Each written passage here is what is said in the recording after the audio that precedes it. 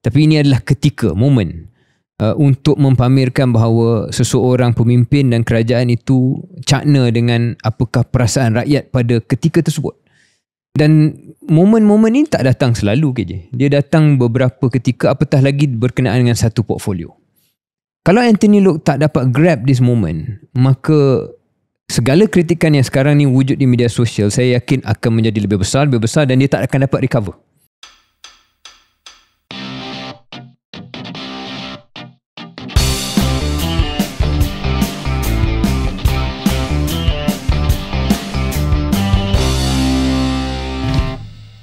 Assalamualaikum, selamat datang ke episod 154 Keluar Sekejap bersama saya Syaril Hamdan. Dan saya KJ. KJ, selamat kembali ke tanah air. Saya dimaklumkan dan saya lihat KJ berada di Oxford untuk satu program yang dinama LEAP, tak silap saya. Mungkin boleh jelaskan apa LEAP dan apa peranan KJ dalam program tersebut? Program LEAP ni dikendalikan oleh BIDEC, sebuah perkhidmatan latihan dan pendidikan Malaysia yang membawa kumpulan founder ataupun pengasas, terutamanya syarikat SME dan syarikat pemula untuk seminggu di Oxford, dan mereka mengikuti satu program yang dikhususkan untuk mereka kembangkan perniagaan mereka, scale up bisnes mereka. Jadi ada banyak peniaga-peniaga yang usahawan-usahawan yang hadir pada kali ini daripada bidang ataupun sektor yang sangat-sangat luas. Ada yang datang daripada sektor F&B, ada yang datang daripada sektor fashion ataupun busana, ada yang datang daripada sektor pelombongan, rare earth, ada juga yang datang daripada bidang keselamatan ataupun security. Dan saya ditugaskan untuk mainkan peranan sebagai facilitator ataupun mentor kepada mereka. Barangkali pengalaman KJ bukan hanya sebagai alumni Oxford, tetapi sebagai seorang usahawan juga dalam dunia digital khususnya. Ya, barangkali dalam program LEAD tu ada pengisian berkenaan dengan kecerdasan buatan. Ya. Walaupun mungkin yang hadir banyak menggunakan ataupun usahawan dalam industri yang lebih tradisional, tapi tak ada industri yang bebas daripada AI sekarang. Betul. Dan saya mendarat pagi tadi, hari ini hari Khamis 15 hari bulan. Saya mendarat pagi tadi dan terus ke Melaka sebab saya ada satu sesi bersama dengan ejen-ejen insurans daripada sebuah syarikat insurans yang terkemuka.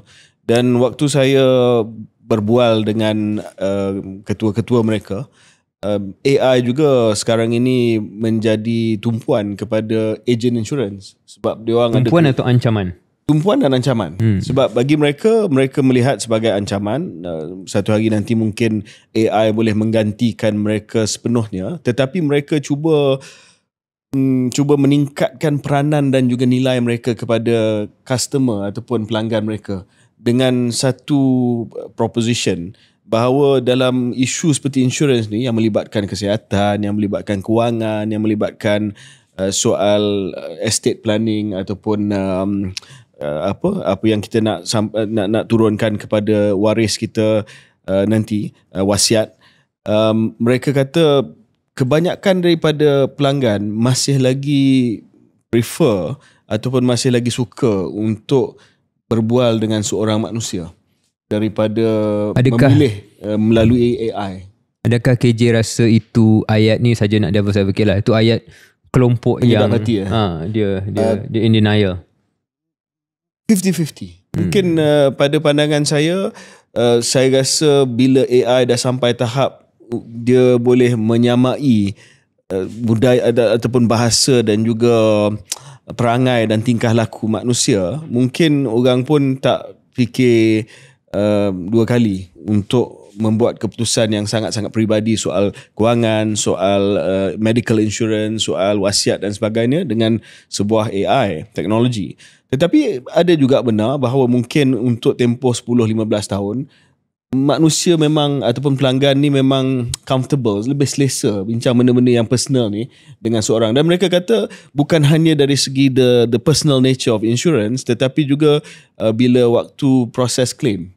Kalau dia kata proses claim ni, kalau melalui proses yang automated yang sekarang, orang sangat frustrated lah. Dia prefer kalau ada agent dia yang pergi selesaikan, yang pergi bantu dalam proses claim dan sebagainya.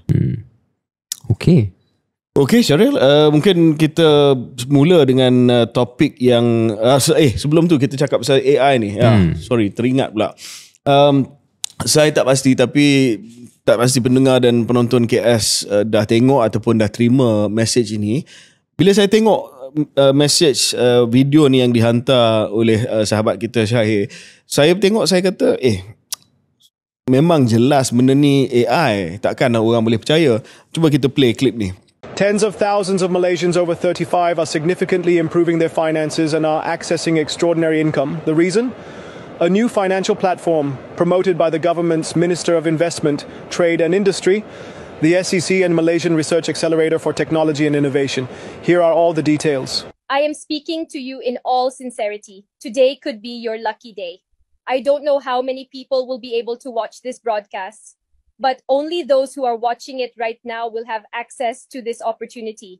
And you must understand one important thing.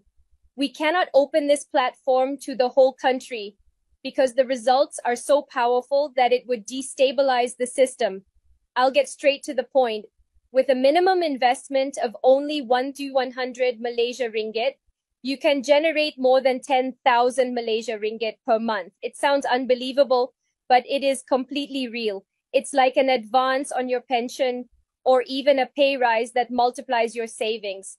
We're talking about a real investment opportunity, one which has made this automated trading technology available to you through a direct partnership with our team. It works with our proprietary software, operates from any computer or mobile phone, and outperforms almost any known platform. I understand you already had a small number of people who received early access. What results have they achieved so far? We did a test with a small group of volunteers. Almost all of them earned more than 10,000 ringgit in 15 days. And I'll tell you more. If you don't make at least a few thousands in that week, I will personally return your investment out of my own pocket. So far, no one has failed. No prior knowledge is required. If you're watching this video, your device is already compatible. It sounds really convincing. What can someone do to get started? Attention, to get started, just log on to the website and complete the registration. A personal advisor will call you to answer your questions, help with the onboarding process, and activate your access. Once you have confirmed with the manager, your place will be secured. If you don't respond in time, it will be assigned to someone else. From that moment on, your life can change forever. This is entering a new level of financial power. And honestly, you won't regret it. So, klip itu kalau saya tengok, memang jelas lah itu bukan saya. Suara itu walaupun menghampiri suara saya, tetapi jelas bukan suara saya. Tetapi saya ambil benda ni serius Syahrir, sebab bila dah dihantar oleh Syahir, saya tiba-tiba teringat minggu lepas ada kawan saya, dan kawan saya ni dia sedang berhadapan dengan sedikit masalah kewangan. Dan kalau kita, apa yang kita dengar tadi, apa yang saya kononnya cakap ataupun AI saya cakap adalah saya memperkenalkan satu platform kewangan yang boleh membantu mereka yang mencari kewangan ataupun yang ada masalah kewangan. Dan dia kata, dan dia hantar message kepada saya, dia kata, I'm having trouble dengan saya punya kewangan. Saya dengar dalam satu video, KJ dah ada mempromosikan satu platform kewangan yang boleh membantu. Dan dia ni bukan orang yang boleh katakan gullible. He's quite a smart guy. Tetapi ini menunjukkan betapa bahayanya sekarang, ya, bahayanya sekarang, sebab Syaril dengan saya sedang berusaha dalam satu projek di mana akan menggunakan avatar AI kita, dan bila Syaril dan saya tengok, kita rasa tak sampailah mungkin 80% daripada kita, hampir menghampiri 80%. Saya rasa yang kita mainkan tadi tak sampai 70% pun. Memang video saya, suara dia saya rasa 70%, tetapi kawan saya boleh percaya dan boleh tanya saya di mana mereka boleh menyertai platform kewangan tersebut. Syaril, adakah Syaril rasa peraturan dan juga garis panduan yang cuba untuk membantu menyelamatkan kita daripada kena tipu dan sebagainya terlalu lambat. Dan AI dan juga penggunaan AI, terutamanya dalam konteks penggunaan AI untuk menipu orang ni, berlaku pada kadar yang lebih cepat daripada peraturan dan juga orang putih kata safeguard lah. Ya, dan satu perkataan saya rasa ya, dan antara sebab utama kenapa ya lambat, kerana memang teknologi kecerdasan buatan itu memang terlalu deras, terlalu cepat untuk mana-mana kerajaan buat satu keputusan tentang apakah mekanisme kawal selia. Kesatuan Eropah adalah satu badan yang paling dekat lah, dalam paling hampir dapat membuat satu kerangka kawal selia yang agak menyeluruh, tapi itu pun tidak bebas dari kritikan, dan itu pun walaupun diorang first mover, tapi itu pun sudah dalam kes-kes tertentu ke belakang berbanding dengan teknologi yang lebih cepat. Jadi ini memang antara persoalan generasi, generational question yang saya fikir kita punya generasi akan datang, inilah soalan paling besar, antara paling besar selain daripada climate change, is bagaimana kita adapt, and by adapt bukan hanya dari segi kemahiran tetapi juga pengawalseliaan kecerdasan buatan ni. Dan saya khawatir dalam tokoh-tokoh pemikir kita, saya belum nampak lagi a very robust dialogue dengan izin daripada community Malaysia, at least publicly, to really show that Malaysia has a view on this. Singapura ke depan seperti biasa, tapi Malaysia belum nampak rancak lah bahawa ada policy debate with real depth. Mungkin saya nak tanya lagi satu soalan. Ini kita bergaya bebas lah, kita freestyle sikit kan. Apa bentuk tindakan yang boleh diambil dengan contoh yang saya bangkitkan tadilah? Kita tahu bila benda tu dah tular, mungkin susah untuk kita cari dia punya source, sumber dia. Katalah tak boleh cari sumber dia. Apa sepatutnya sama ada SKMM ataupun badan yang bertanggungjawab buat bila berlaku? Dia lebih kurang macam fake news lah. Tetapi dia kesan dia lagi teruk daripada fake news sebab dia bukan hanya poster, dia bukan hanya infografik, dia bukan hanya kenyataan ataupun berita yang palsu yang disampaikan dalam bentuk artikel atau pernyataan. Ia adalah video yang mirip orang tersebut. Maybe walk through what should happen, Syaril, bila satu aduan dibuat. Apa yang sepatutnya dibuat, dan bila aduan tu dibuat dan tindakan akan diambil, benda tu dah tular dalam WhatsApp. Kalau kita minta website turunkan, okey lah, mungkin boleh. Kalau kita minta TikTok ataupun X ataupun Instagram turunkan, okey. Tetapi kalau benda tu dah tular, orang dah muat turun video tu, dah hantar melalui WhatsApp dan juga Telegram, apa masa depan kita dalam dunia pasca kebenaran ni? Yeah, it's impossible question to answer. It's impossible question to answer kecuali mungkin selain daripada kerangka kawal selia ialah kali arung kena ada pendedahan dan juga pendidikan yang saya rasa masih lagi ke belakang, terutamanya di Malaysia. Tanpa kita nak terlalu khusus segmen mana yang paling gullible dan sebagainya, kita tahu ada kelompok tersebut yang paling mudah termakan dengan fake news akan juga paling mudah termakan dengan fake videos ataupun fake audio. Dan ini jenis perkara berkenaan dengan our familiarity dan bagaimana kita fasih dengan kecerdasan buatan. Dan tak ada study yang saya rasa saya dah baca tentang bagaimana tahap Malaysia, tahap kefasihan Malaysia dan rakyat Malaysia terhadap AI. And if the familiarity and the knowledge about AI is not taught, tidak diajar, tidak dididik, dan masalah ni akan berterusan dan akan menjadi lebih mendalam. Itu satu part of satu solusi lah ataupun satu bahagian. Bahagian lain yang mungkin susah saya nak bagi jawapan sekarang dan tak ada jawapan tuntas. Apa yang boleh dibuat? Sebab macam KJ sebut tadi, benda ni akan berlaku dan dia lebih cepat. Dan bila dah ada impact, kita nak cari source dia. Apakah jenis hukuman yang akan membuat orang takut untuk buat benda ni? So it's not clear to me unless you want to go down the China route of really controlling content sampai micromanaging content. Relatively lah, China pun tak boleh control semua. But saya tak rasa Malaysia mempunyai budaya tu pun. So it's a bit of a wait and see, saya rasa, and it's a bit of learning from other governments yang mana saya harap itu sedang berlaku lah. It's an imperfect answer tapi saya rasa susah nak bagi jawapan. Yang saya risau apabila AI bertembung kecerdasan buatan, bertembung dengan kepantasan penyebaran berita palsu. Kita tahu dalam dunia ni, kepantasan penyebaran berita palsu jauh lebih laju daripada kepantasan penyebaran berita penjelasan yang sahih. Saya masih lagi ingat pengalaman COVID. Benda yang tak betul akan disebar dengan kadar yang sangat-sangat cepat. Bila kita buat clarification ataupun kita keluarkan kenyataan untuk menjelaskan benda yang sebenar, benda tu tak akan tular macam benda palsu.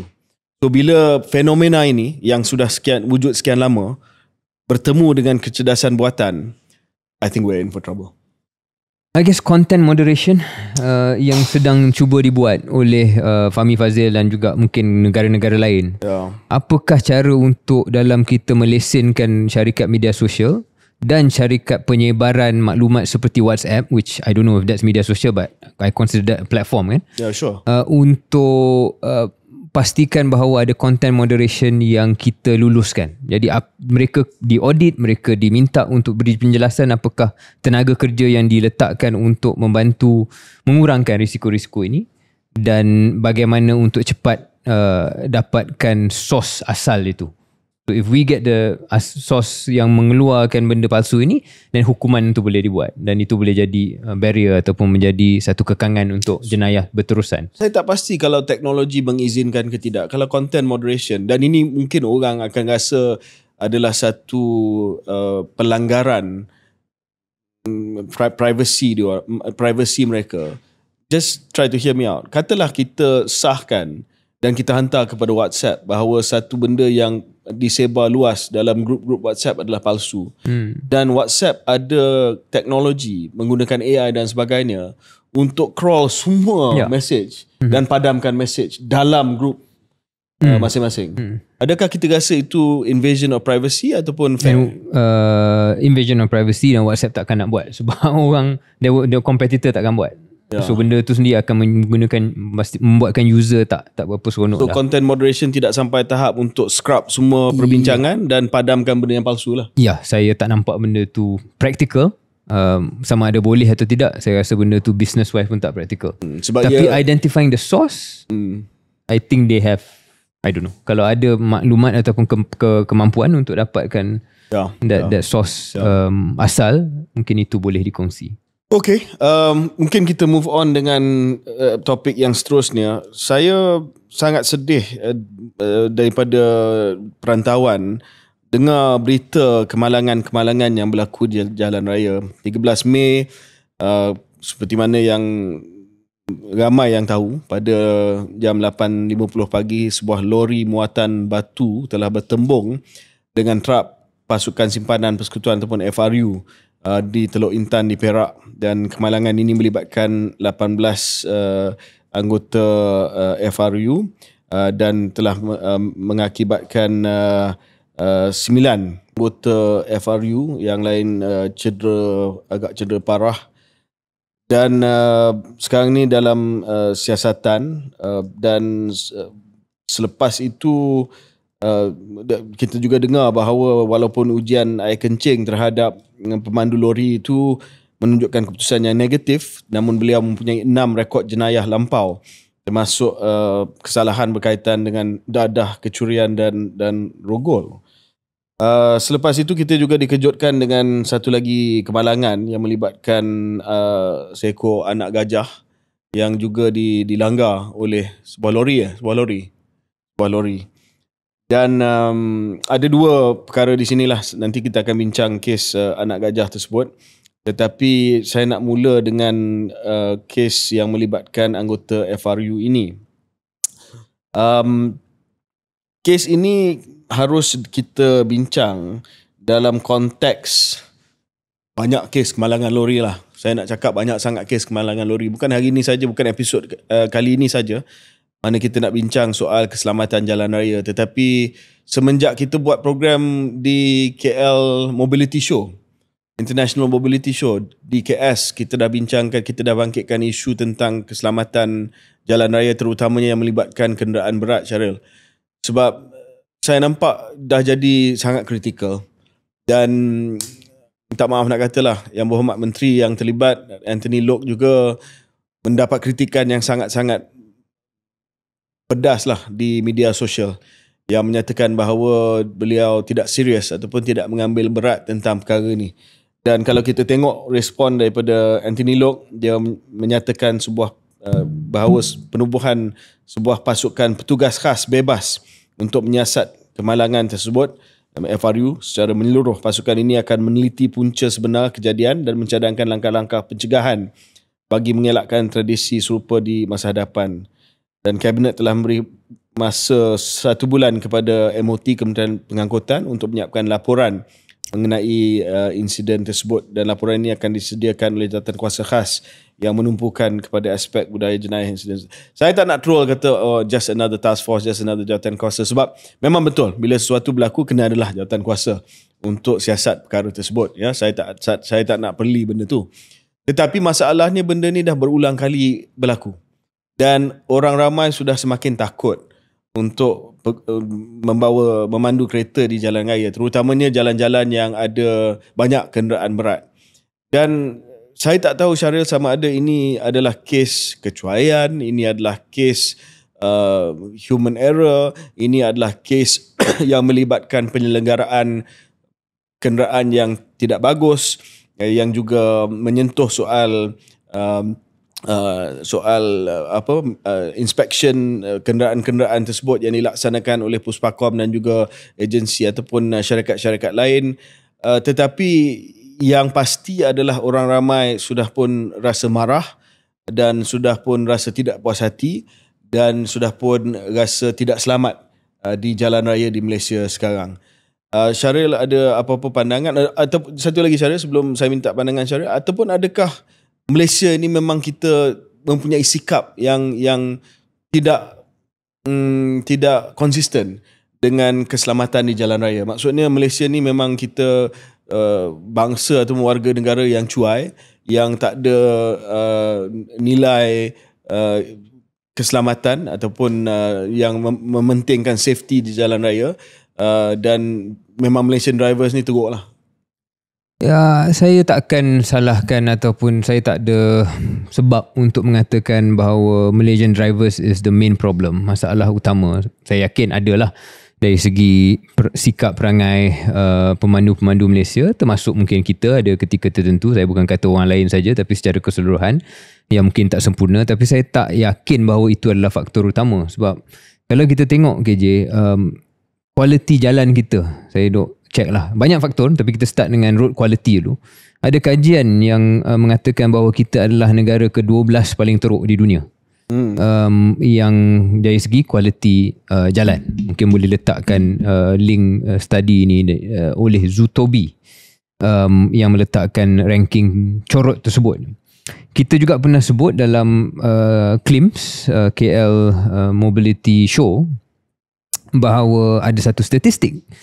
Untuk di Malaysia, kita ada 22 kematian di jalan raya per 100,000 orang. 22 road traffic fatalities per 100,000 people. Iaitu satu ranking yang antara tercorot sekali lagi di dunia. So dari segi statistiknya, ada sebab untuk kita bincang tentang perkara ini, dan bukannya sebab semata-mata tragedi yang sudah tentu kita bersedih kes FRU ini, tetapi juga kerana ia adalah satu contoh kepada masalah yang memang dah lama wujud. So saya nak tambah mungkin beberapa poin KJ. Satu, pertama ialah tentang task force tadi.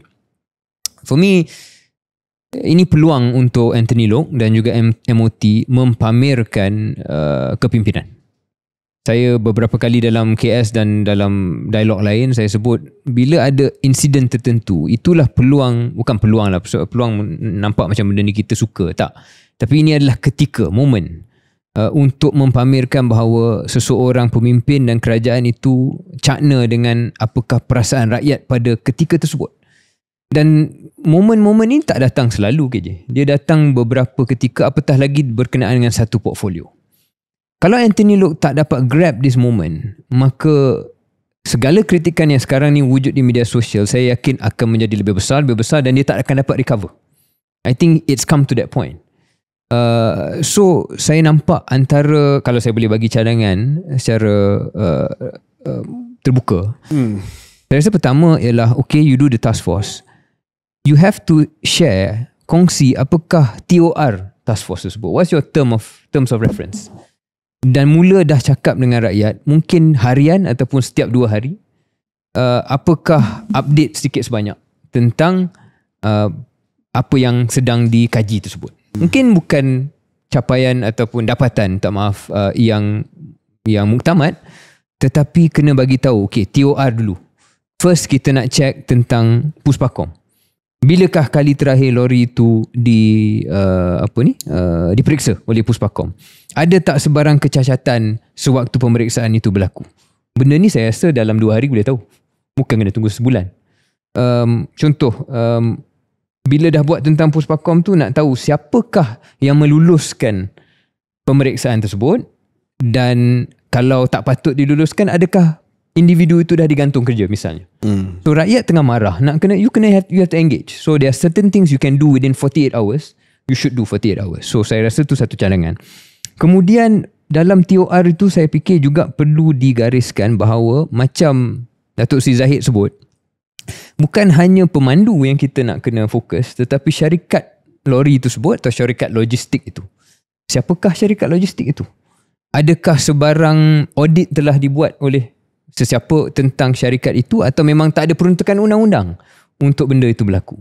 So dalam proses engage dengan public, bagi tahu pada orang awam tentang kemaskini task force ini, pasukan khas ini, dah boleh ada bibit-bibit idea tentang perundangan yang baru, dasar-dasar yang baru yang perlu dibuat untuk mengisi sebarang kelompongan yang wujud. Sebab saya rasa, dan mungkin KJ boleh bagi komen, dah jelas bila kita fikir 2-3 hari ni, ada kelompongan tertentu yang memang tak boleh dinafikan. Misalnya syarikat logistik tu. Sepaham saya, dan mungkin saya tak betul, tapi sepaham saya, tak ada peruntukan undang-undang untuk mewajibkan audit terhadap the actual syarikat logistik ataupun syarikat yang memiliki lori tu. The only requirement lah untuk driver tu. Driver tu kena buat PSV license, and also the lori lah. So asset tu dengan orang tu ada undang-undang sedikit sebanyak, itu pun banyak kelompongan. Kita dah sedia maklum, orang boleh hantar kat Puspakom, waktu dia hantar kat Puspakom, tayar baru, tayar cantik, bila dah keluar dia tukar balik. Kan, itu satu masalah lah, itu satu gap kita kena fikir. Tapi even without that gap, tak cukup saya rasa. Perlu ada juga satu mekanisme undang-undang untuk kita kawal selia syarikat itu. Kenapa dalam industri penerbangan misalnya, yang mana banyak kawal selia, dan itu disebabkan kita fikir ini adalah pengangkutan yang boleh ada banyak tanggungjawab terhadap nyawa manusia. Dalam kes lori dan bas misalnya pun ada banyak tanggungjawab tentang nyawa manusia, jelas dengan kes ini. So kenapa tidak diletakkan satu standard yang lebih tinggi, piawaian yang lebih tinggi, bukan hanya lori, bukan hanya driver, tetapi juga syarikat itu sendiri. Itu misalnya beberapa terma-terma yang patut dah didedahkan dan dikemaskini setiap 2-3 hari oleh Yang Berhormat Menteri. Ya, satu pandangan analisa yang sangat-sangat bagus dan mendalam. Saya juga nak tambahlah dari segi sama ada kita anggap diri kita ni, Malaysia, negara kita ni sebagai negara yang berpendapatan sederhana tinggi, upper middle class. Maknanya kalau dah sampai tahap itu, dan juga kalau kita nak memberi tumpuan kepada syarikat-syarikat yang mengendalikan kenderaan-kenderaan berat ini, bilakah masa untuk kita boleh mewajibkan contohnya penggunaan sistem telematik dan pemantauan masa. So contohnya di negara macam Australia, New Zealand dan di UK, mereka mewajibkan penggunaan sistem telematik dalam kenderaan berat. Sistem ini sebagai contoh, dia akan kumpul data dan dia akan hantar kepada pihak badan yang mengawal selia, data yang merujuk kepada kelajuan, masa perjalanan, memastikan pematuhan terhadap had masa pemanduan. Dia akan menganalisa dan dia akan sentiasa pantau, dan penggunaan seperti dia ada penggunaan tire pressure monitoring system, boleh juga check dari masa ke masa, semasa ke semasa berkenaan dengan tire pressure yang digunakan oleh kenderaan-kenderaan berat tersebut. Kalau kita buat dan wajibkan benda ni, I can guess Syaril, dia punya dia akan counter menjawab, dia akan dibalas dengan bantahan daripada syarikat-syarikat logistik lah yang mengatakan bahawa cost of doing business akan meningkat dan mereka tak sanggup untuk diwajibkan benda-benda macam ni. Sedangkan mereka, saya dah boleh agak dah mereka akan kata kita dah kena buat Puspakom punya inspection every year. Takkanlah kita nak kena pakai benda-benda GPS, all this sensor dalam lori kita yang akan melibatkan ribuan ringgit tambahan dari segi kos operasi mereka. Dan akhirnya mereka akan, we are not like UK, we are not like Australia, kita bukan seperti New Zealand, negara yang dah kaya, negara dah maju, dan government pun akan back down lah. So bila masa yang sesuai untuk kita buat benda macam ni, ataupun kita akan sentiasa menggunakan alasan bahawa kita bukan negara maju dan kita tak boleh meningkatkan kos operasi, sebab kos operasi itu akan di pass on lah kepada pengguna nanti. So kalau tanya saya di saat ini, dengan emosi kita baca berita sedih tragis ini, saya rasa ramai rakyat Malaysia yang sanggup kalau ada sedikit penambahan kos disebabkan syarikat logistik perlu menambah sistem telematik dan sebagainya, ada kos dan sebagainya, ataupun JPJ memerlukan teknologi mereka sendiri, sebab bukan hanya telematik dalam kenderaan tu je, tapi even teknologi yang boleh kita guna pakai. Saya baca tadi ada teknologi di negara-negara lain, misalnya di Sweden, di New York, di mana what they call high speed weigh-in motion. So apparently sebab antara masalah dalam Malaysia ni adalah lori yang terlebih muatan. Kenapa terlebih muatan? Sebab macam mana kita nak kuat kuasa hari-hari. Tapi kalau ada checkpoint tertentu yang mana basically there is load cells yang dah ada dekat pavement tu, yang boleh tangkap dalam lori tu tengah berjalan, dia boleh tahu you punya muatan macam mana, dan berat you macam mana, berat ganda you macam mana, dan kalau lebih daripada sepatutnya immediately saman. So itu semua pun akan datangkan kos, dan mungkin kerajaan perlu tampung setengah kos tersebut. Saya fikir dah tak boleh guna alasan tentang kita nak turunkan kos lah, sebab kalau tidak semua benda dalam Malaysia ni kita tak boleh buat, sebab semua benda baru yang inovatif, yang teknologi akan memerlukan kos pada peringkat awalan. Satu, kita dah bincang soal yang berkenaan dengan keselamatan kenderaan berat, apa tindakan yang patut dibuat. Tetapi untuk yang ini saya nak tambah bahawa ini menjadi masalah juga apabila kawasan merayau untuk haiwan ini dikecilkan. Satu kajian pada tahun 2016 mendapati bahawa kawasan merayau untuk gajah di Semenanjung Tanah Melayu ni telah pun menguncup sebanyak 68% disebabkan pertanian, infrastruktur dan perubahan kepada penggunaan tanah, peladangan dan sebagainya. Dan apabila kawasan merayau untuk haiwan, binatang liar, gajah dan sebagainya telah pun berkurangan, mengalami penguncupan, maka mereka terpaksa melintas jalan raya, sebab kawasan yang merayau tu dah kecil, dah tak ada apa benda dia nak merayau kat situ. Dia nampak kawasan di seberang jalan, dia kena melintas lah. Dia nampak there's another area there, they have to go. Dan saya juga membaca satu statistik yang agak mengejutkan, yang dikeluarkan oleh Kementerian Nik Nazmi, Yang Berhormat Menteri Nik Nazmi, yang mengatakan bahawa sejak tahun 2020 ada 5,000 kes pertembungan manusia dengan gajah, human elephant conflict cases. 5,000, sama ada accident ataupun pertembungan biasa, whatever, human conflict case yang melibatkan gajah dan juga manusia, anak gajah dan juga manusia. Dan ia telah melibatkan kos kerugian yang dianggarkan hampir 40 juta ringgit Malaysia. Dalam kos ini, kos kemusnahan barangan, destruction of property dan sebagainya. So untuk ini memang ada banyak permintaan lah supaya usaha untuk membina kawasan lintasan binatang liar ataupun haiwan diperbanyakkan di kawasan-kawasan yang diketahui mempunyai haiwan liar ataupun binatang liar yang banyak, dan untuk mewajibkan lebih banyak lagi speed bump dibuat ataupun bonggol kelajuan dibuat di kawasan-kawasan tersebut, dan juga pematuhan dan penguatkuasaan had laju kenderaan di kawasan-kawasan yang perkhidmatan dah tahu adalah kawasan-kawasan lintasan, terutamanya lintasan gajah dan juga haiwan-haiwan liar yang lain, terutamanya pada waktu malam.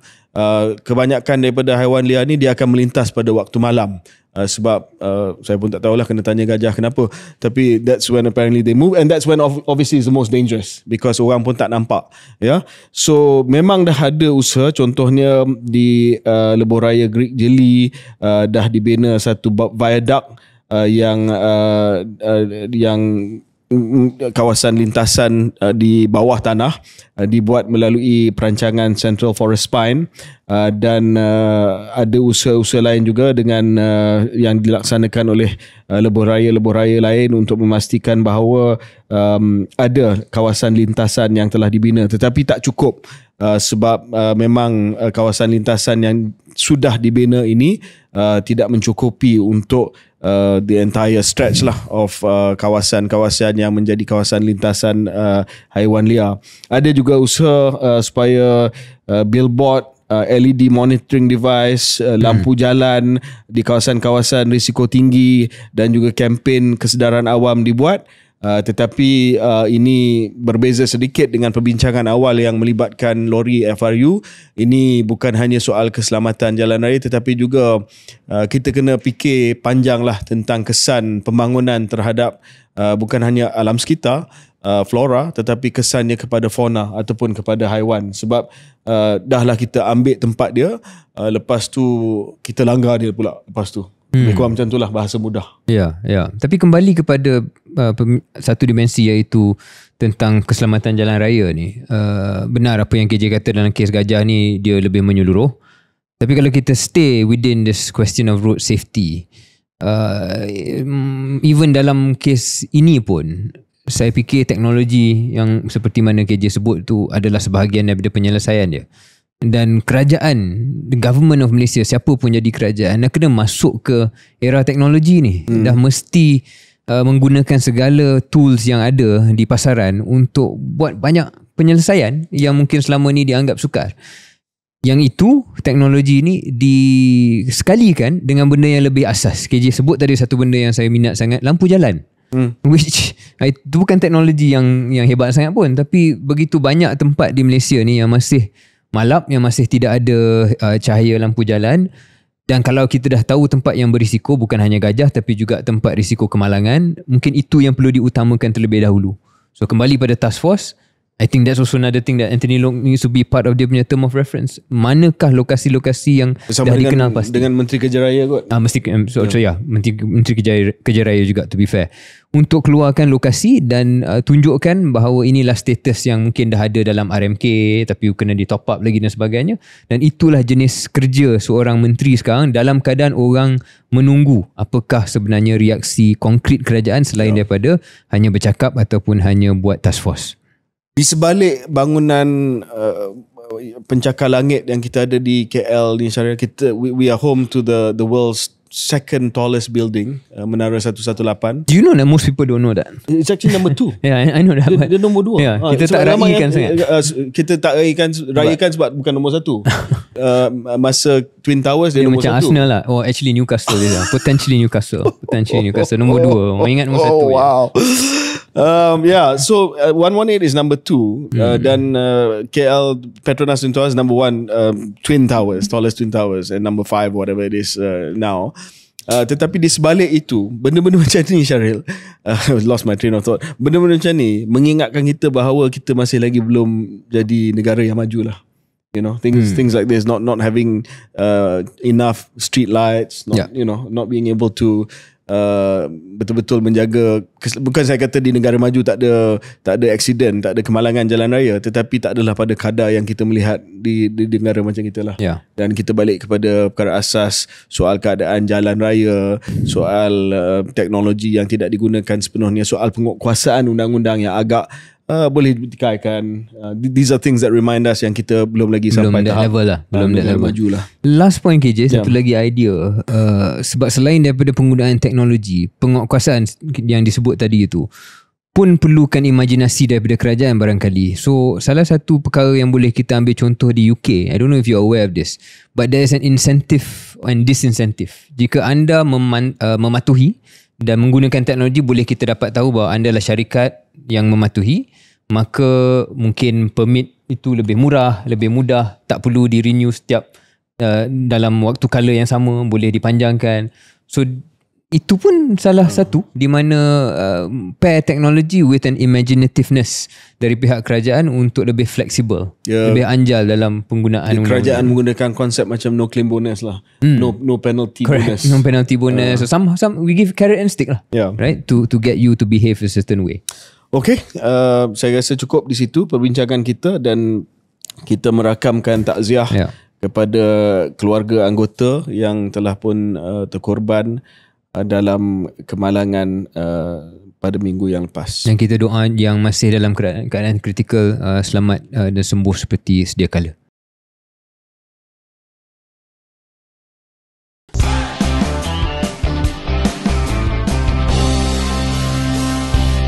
Selamat kembali ke episod 154 KS. Kita sembang politik sikit lah sebab core business kita politik. Saya rasa ada dua berita yang besar. Yang pertamanya adalah berita ataupun perkembangan yang ada kaitan dengan Pilihan Raya Negeri Sabah 2025 yang akan diadakan pada tahun ini, yang perlu diadakan pada tahun ini.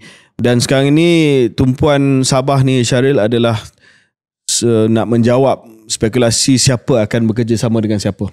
Ya, saya nak memberi mukadimah kepada isu ni dengan mengatakan bahawa PRN Sabah ni, Pilihan Raya Negeri Sabah ini, dia mempunyai satu status yang penting, bukan hanya kerana ia adalah pilihan raya negeri yang pertama dalam putaran ataupun dalam takwim pilihan raya, bermula dengan Sabah, Sarawak, lepas tu Johor, Melaka, dan lepas itu pilihan raya umum yang bakal diadakan mungkin dalam 2 tahun setengah lagi.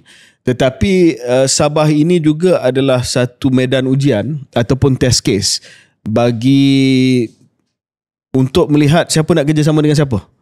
Sebab kita pasca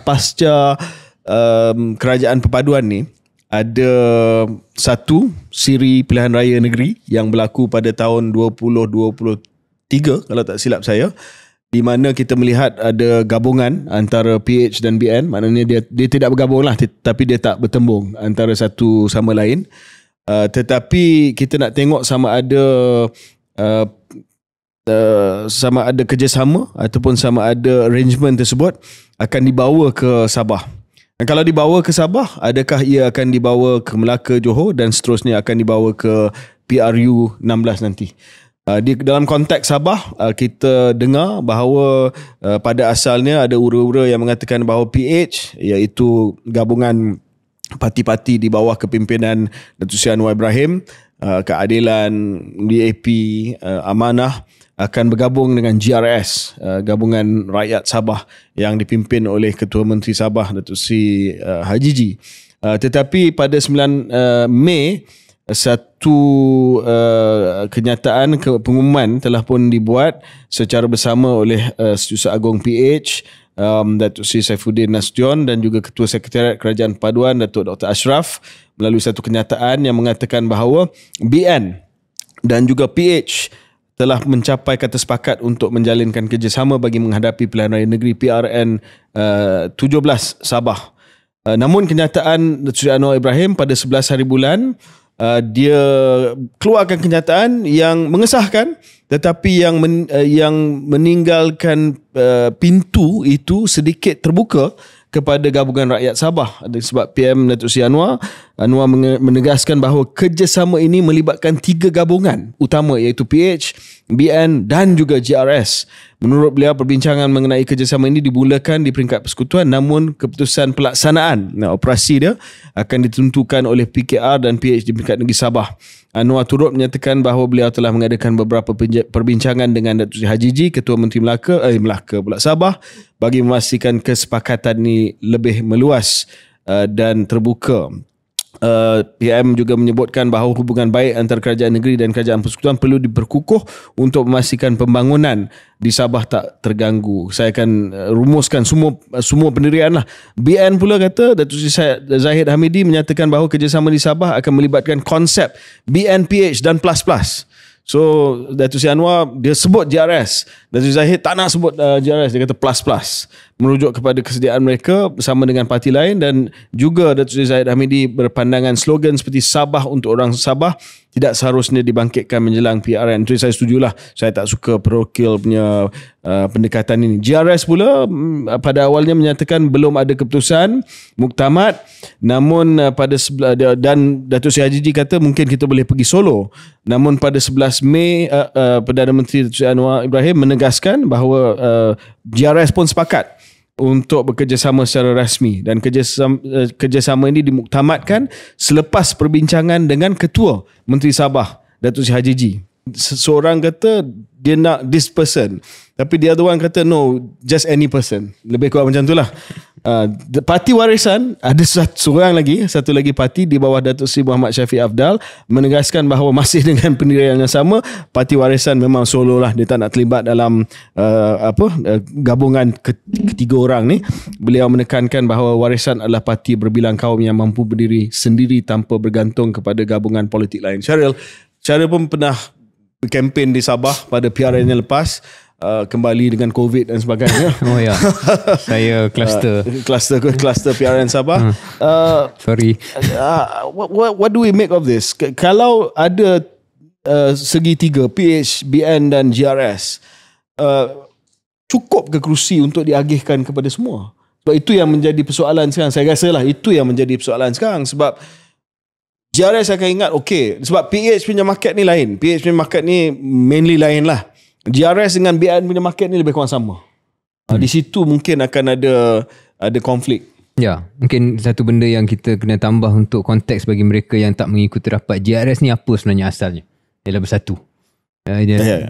Tim Bersatu Sabah, kemudian ada pendek cerita sepaham kita dia break away daripada Bersatu Malaysia atau Bersatu Semenanjung, dia buat GRS. Tapi konteks tu Bersatu Sabah adalah UMNO juga dulu. Yalah, kebanyakan daripada mereka ketua bahagian UMNO. Betul. Tapi poinnya adalah the last PRN, bila GRS ataupun Bersatu menang kerusi itu adalah macam KJ kata, kerusi yang bertembung UMNO lah, bukannya sangat bertembung dengan pasaran utama Pakatan Harapan. Adalah tempat tertentu, tapi mostly Pakatan Harapan dia main di lokasi yang mungkin berbeza sikit daripada GRS dan juga UMNO Sabah. Saya ada satu teori KJ dalam hal bukan hanya PRN Sabah ni, tapi dari segi gabungan parti-parti ni. Saya rasa keputusan dah dibuat. Yang diketahui oleh pimpinan-pimpinan tertinggi parti-parti tertentu. Mungkin tak semua. Mungkin bukan semua majlis tertinggi, bukan semua pimpinan tertinggi parti tersebut tahu. Tapi antara PMX, Datuk Seri Zahid, mungkin Datuk Ajiji, dah ada satu kefahaman. At least antara PMX dengan Datuk Zahid, I'm sure they know what they're doing. Tetapi teori saya ialah dalam mengurus parti besar seperti parti-parti yang kita cakap ni, bukan hanya UMNO, bukan hanya BN, tapi PH pun dah ada dia punya core, ada base. PKR pun sudah melalui pemilihan, GRS pun ada dia punya pengikut dan juga akar umbi. Part of politics ialah wayang itu, teater itu. Bila saya sebut wayang ni bukan saya kata berlakon, tapi the theater of it, of pementasan. Pementasan is the right word. Pementasan bukan wayang. Pementasan politik itu memerlukan perbincangan dalaman yang berterusan. Sekarang ini bila kita bercakap dengan kawan-kawan UMNO yang masih nak berkawan dengan kita je, dia akan cerita bahawa dalam parti setengah bincang sama ada pergi Solo, sama ada kita akan bertembung dengan Pakatan Harapan, dan saya rasa industri politik tempatan, industri politik dalaman sebuah parti memerlukan perbincangan itu berterusan. Dan pimpinan-pimpinan parti akan pusing satu Malaysia bagi penjelasan, bagi ceramah, bagi bincang. Kononnya kita masih belum buat keputusan. Adakah kita akan pergi Solo atau tidak? Adakah itu sebab nak pastikan bahawa segala kemungkinan masih lagi boleh dipilih? Saya rasa sebahagian kecil lah sebab itu, optionality. Tapi saya rasa faktor yang lebih besar bukan itu. Faktor yang lebih besar ialah keep engaging your members. Sebab ahli memang tak selesa dengan gabungan. Kita sedia maklum, ahli tak selesa dengan gabungan. Tapi antara cara untuk kita mengurus ketidakselesaan itu adalah sentiasa berhubung dengan diorang. Berikan satu kata dua ataupun satu naratif yang mana dia boleh kembali ke cawangan masing-masing. Dia boleh duduk dekat warung, dia boleh cerita dengan ahli cawangan dia, kita belum buat keputusan lagi. So itu yang diperlukan. Apabila anda tidak engage dengan akar umbi dan anda dah buat keputusan, di situlah you tak boleh control how the akar umbi feels. But if you keep engaging them, dan bagi kononnya benda ni belum diputuskan, tapi akhirnya keputusan tu dah dibuat. Dan keputusan tu akan dibuat ujung-ujung, akan diceritakan pada ujung, dan pada ketika itu dah terlalu lambat untuk buat apa-apa penolakan. Itu teori nakal saya lah, bahawa itu sebenarnya sedang berlaku. Kalau di Sabah saya tak tahu sebahagian betapa relevan analisa ini, tapi di peringkat Malaysia itu saya punya hipotesis. Actually there is already a decision made bahawa akan ada kerjasama PHBN. Okay. Which is clear. Tapi kat bawah ni dibiarkan seolah-olah keputusan itu tak muktamad lagi. Analisa Syaril yang sinis itu mungkin boleh dipakai di peringkat kebangsaan lah. Sebab saya pun rasa bahawa keputusan untuk BN bergabung dengan BN bergabung ataupun bekerjasama dengan PH untuk PRU ni, keputusan itu dah dibuat. Maknanya ia akan berlaku. Tapi percayalah dalam himpunan agung semua dia akan buat macam still masih. Tetapi saya rasa untuk Sabah ni, you think genuinely belum saya rasa mungkin teori saya lebih diguna pakai, iaitu semua meninggalkan ruang untuk kemungkinan yang berbeza. Sebab mereka tak tahu nak pergi dengan siapa, pengagihan kursi itu cukup ataupun tidak.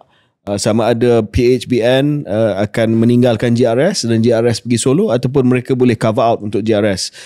Kalau cover out dengan GRS, maknanya tiga gabungan bersama. Kena tanya soalan juga, siapa akan jadi calon ketua menteri. Sebab dia tak boleh kata Haji G, dia kena tengok kepada siapa yang menang banyak, taburan kursi dan sebagainya. Sudah pasti BN nak offer diri dia. PH mungkin tak adalah, sebab PH punya pengaruh di Sabah ni tak sekuat BN dan juga GRS. Between GRS and BN, and on the other side Warisan. So saya rasa semua masih lagi tengah test market dan juga tengah tengok reaksi daripada pengundi. Sebab satu, BN datang daripada kekuatan yang agak lemah pada waktu inilah, sebab kerusi pun tak tinggal berapa banyak, ada yang telah pun meninggalkan BN. Dan kedua, GRS iaitu X Bersatu juga ada cabaran tersendiri, sebab mereka terpalit dengan isu video yang keluar baru-baru ni yang didedahkan oleh sebuah portal berita, walaupun tak disiasat sepenuhnya ataupun siasatan tidak diteruskan oleh SPRM, tetapi we cannot deny sedikit sebanyak benda tu juga telah efek kepada kepercayaan pengundi terhadap GRS. So saya rasa mereka masih lagi tengah tengok formula yang terbaik, dan saya yakin belum lagi muktamad tentang perkara ini. Okay, kita tengok macam mana yang akan berlaku. Tapi antara masalah bila begini, kalau benar apa yang KJ kata tu, iaitu memang all options are open, tidakkah ia memberi disinsentif untuk membantu sesama lain, terutamanya dua parti yang ada harapan jadi calon ketua menteri? Bila tidak ada seorang yang dihadapankan sebagai calon CM, then of course pasti kita akan, sebuah parti akan harap dia kurang, kita lebih. Bukan hanya itu, mungkin boleh berlaku sabotaj juga di kawasan di mana contoh GRS, PKR, GRS, PH dan BN kerjasama. Maknanya tak ada pertembungan dan katalah satu kursi itu dia setuju GRS akan bertanding, tak semestinya BN tidak akan meletakkan calon bebas, taja calon bebas di situ untuk cuba kalahkan calon GRS tu. So we'll see. Mungkin Warisan mengharapkan mengharapkan benda tu, sebab kalau benda tu berlaku, Warisan akan menang. Gol sendiri oleh gabungan tiga tersebut. Satu lagi berita politik yang hangat, KJ, adalah benda yang kita dah bincang pada episod lepas, iaitu pemilihan timbalan Presiden Parti Keadilan Rakyat. Jadi waktu recording kita yang terakhir, kita belum lagi dapat mengesahkan sama ada pertembungan itu akan berlaku, tapi setelah beberapa hari selepas recording memang sah bahawa pertembungan dua penjuru antara penyandang Datuk Seri Rafizi Ramli dan juga pencabar Sedari Nurul Izzah. We got into some criticism KJ. Ada yang mengatakan bahawa kita tidak menyebut secara terang bahawa apabila Nurul Izzah bertanding maka itu adalah satu risiko nepotisme.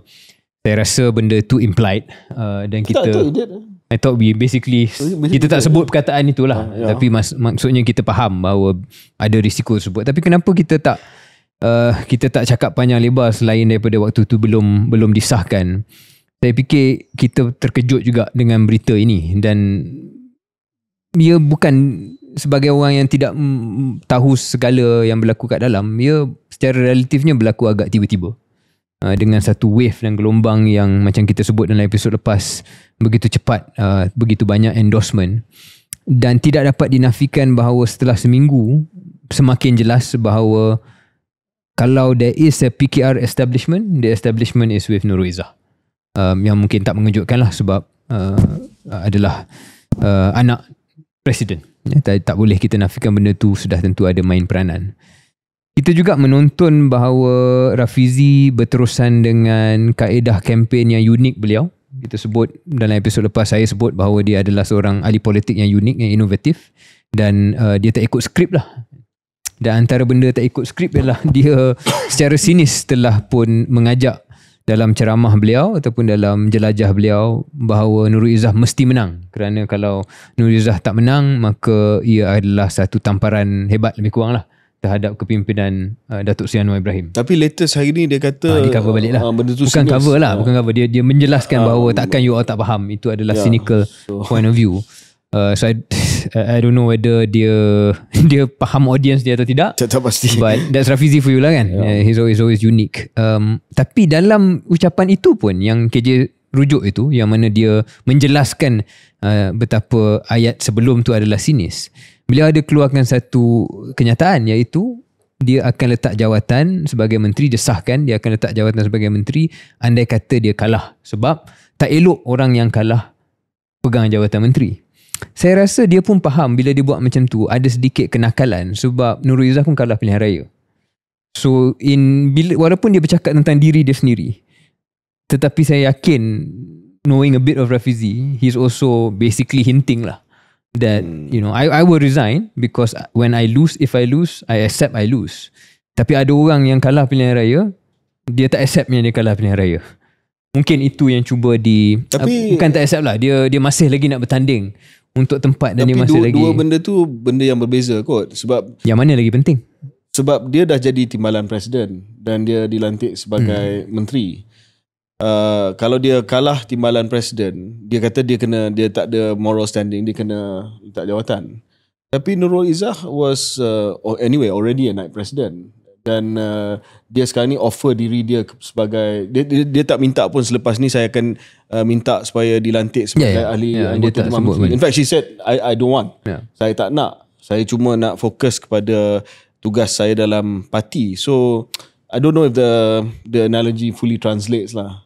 Okay. Completely translate. I don't know if I'm giving Rafizi too much credit, tapi maybe I feel like he is trying to hint to people, to remind people bahawa ada yang kalah di sini.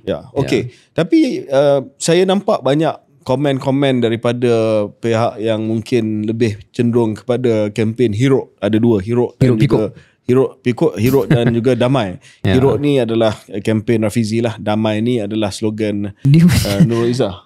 Hero tu keluar dulu Hero keluar dulu dan dia orang pandai lah untuk membezakan dia juxtapose. Seorang hero buat kecoh, seorang lagi Damai. Bising-bising Damai. Okay, that's it's not bad.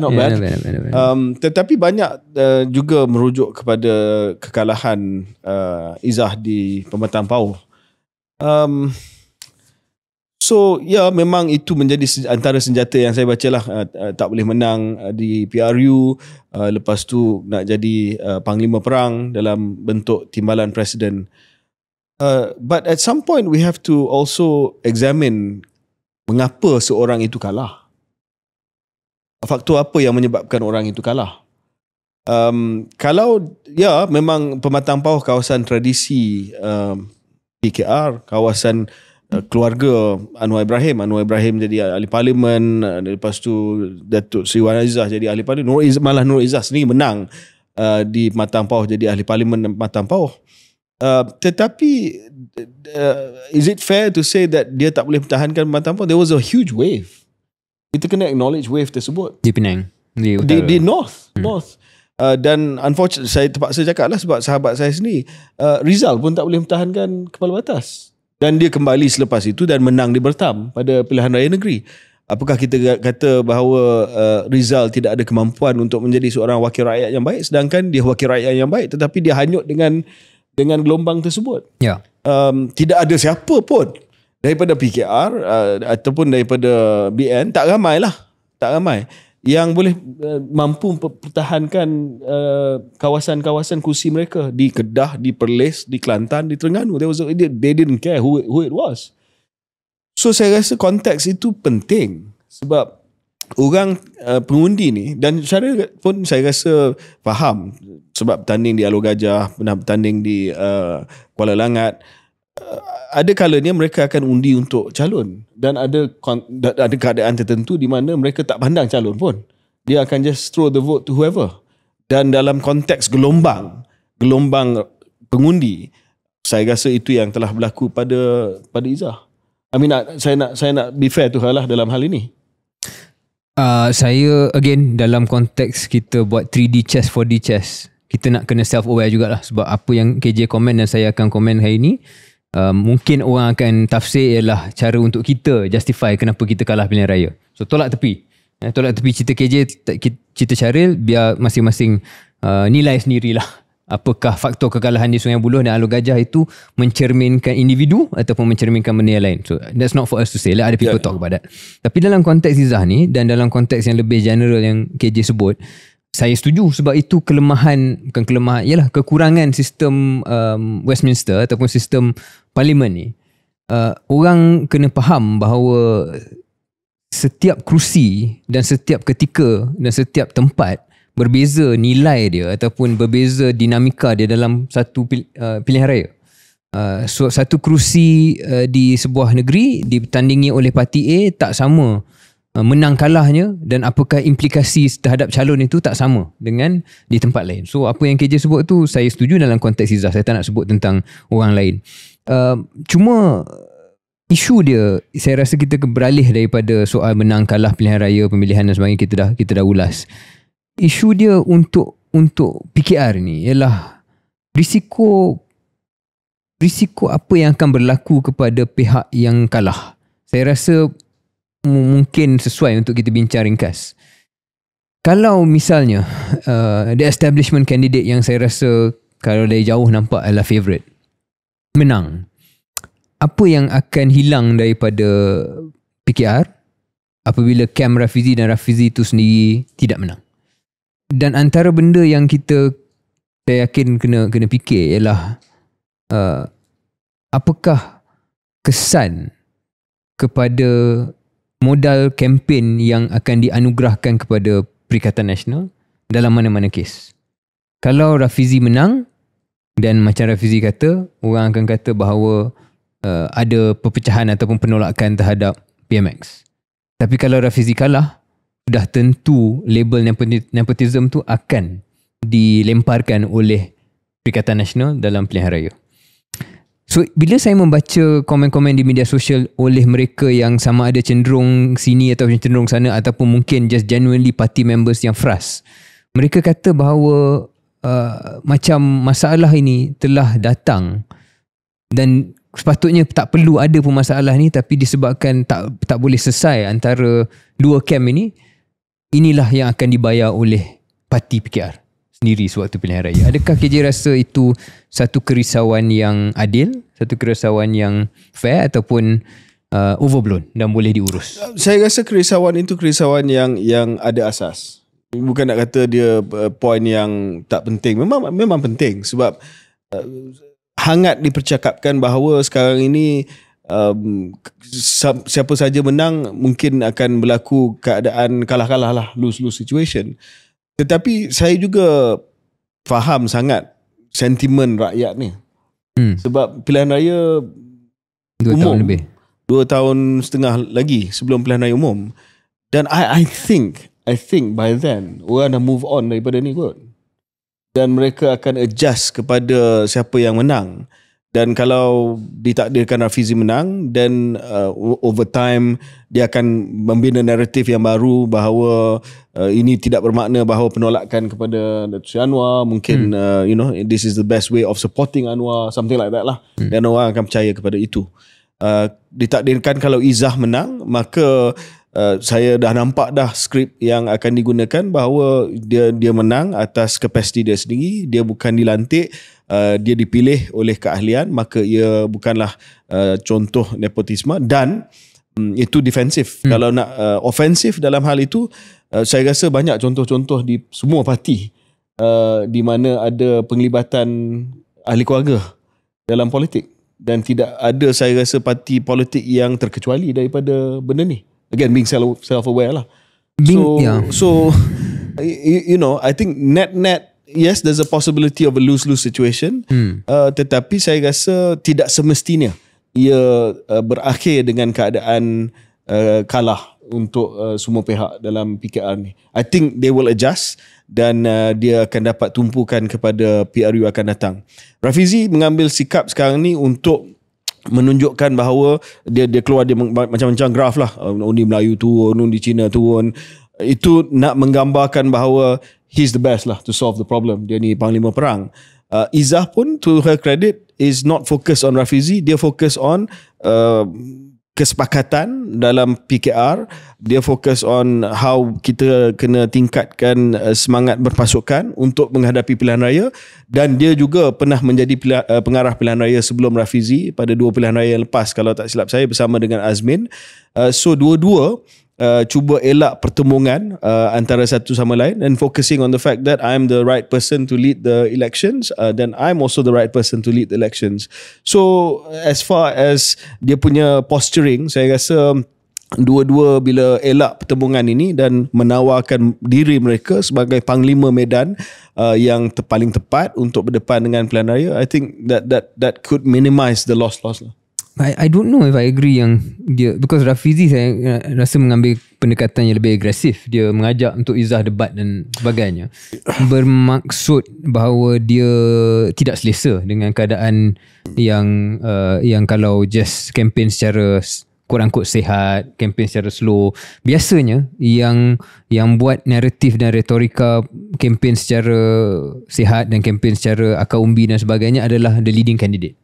Yang di belakang ni yang kena kejar. Dia tak nak risk anything. Dia tak nak risk anything. Tapi kalau anda di belakang, anda perlu mengejar, anda perlu mengubah conversation, mengubah perbualan dan juga naratif, maka kena buat benda yang radikal, kena buat benda yang mungkin sesuai dengan personality dan peribadi Rafizi. Dan saya rasa Izzah pun nampak benda tu, dan mungkin boleh katakan bijak lah to sidestep the debate, because I mean debating Rafizi is but it's tempting, because kalau saya di tempat Izzah dan dia challenge saya, I think I know what I'll do lah.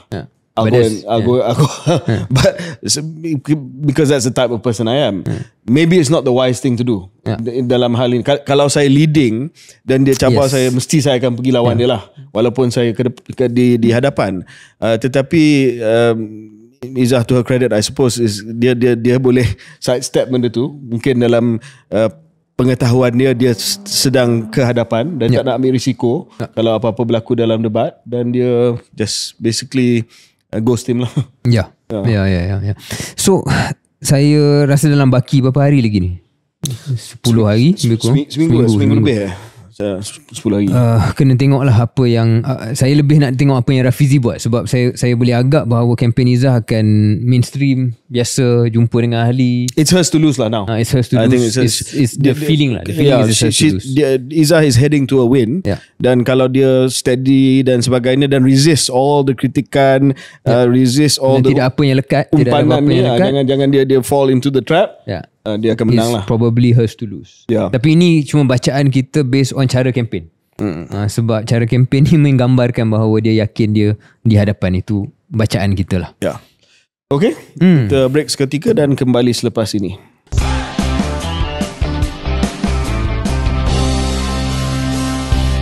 Selamat kembali ke episod 154 KS. Mungkin segmen yang terakhir kita bermula dengan lawatan Perdana Menteri Malaysia Datuk Seri Anwar Ibrahim ke Rusia. Syaril, pada 13 hari bulan Mei, Datuk Seri Anwar telah pun memulakan kunjungan rasmi ke Kremlin atas jemputan undangan Presiden Vladimir Putin untuk melaksanakan satu lawatan yang memberi tumpuan kepada kerjasama dalam bidang perdagangan, pendidikan, sains dan teknologi. Saya nampak hubungan dan juga interaksi antara Putin dan juga PMX sangat ramah, siap boleh berjenaka dalam sidang akhbar apabila ditanya siapakah memiliki 3 kerusi ataupun 3 throne di Kremlin itu. Jawapan yang tepat adalah the Tsar, the Tsarina dan juga the Empress Dowager.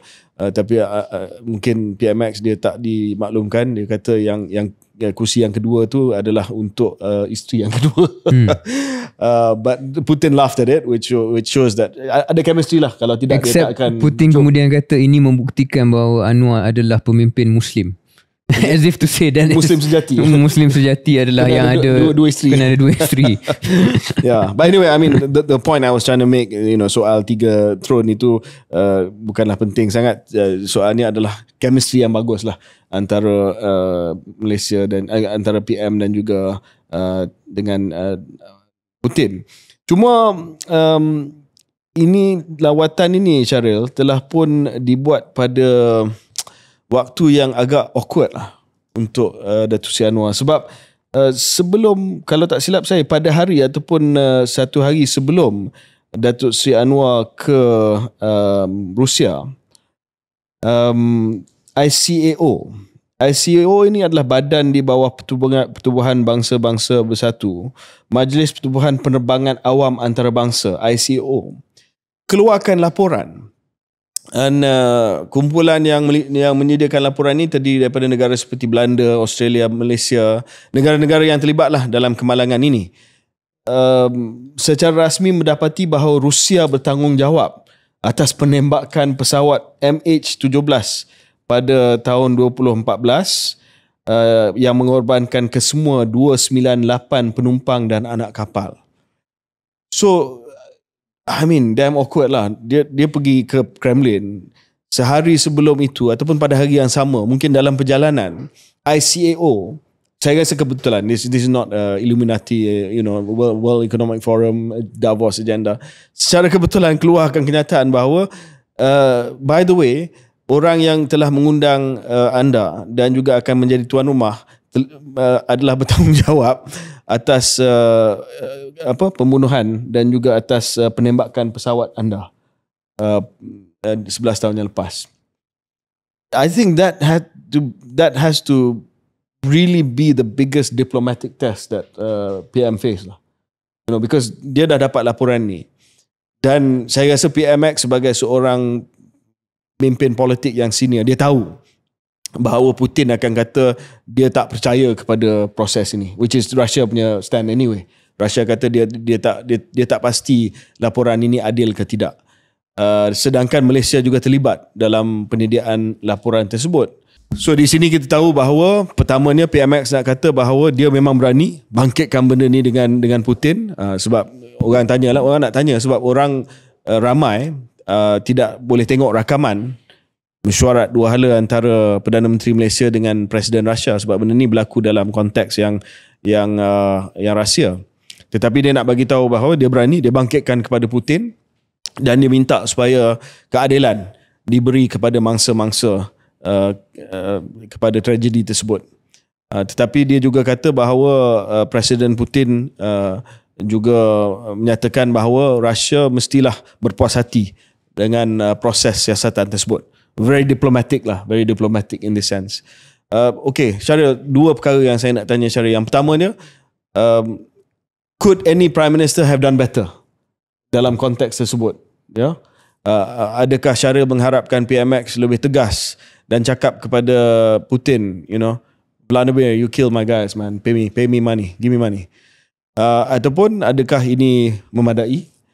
Dan yang kedua, apakah signifikannya dalam dunia geopolitik ini, di mana hubungan kita dengan Rusia tidak membuahkan nilai pelaburan yang perdagangan yang besar, yang mana ini adalah kali kedua PMX jumpa dengan Putin. Kali pertama di Vladivostok tahun lepas, sekarang ini di Moskow, dan selepas ini beliau akan ke Kazan, masih dalam Rusia juga, untuk menghadiri satu summit di Kazan.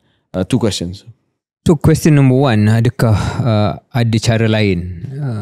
Ya, ada cara lain. Saya cuma tak pasti apakah titik keseimbangan yang sempurna bagi seorang Perdana Menteri yang sedang berusaha untuk buat macam-macam dalam satu ketika.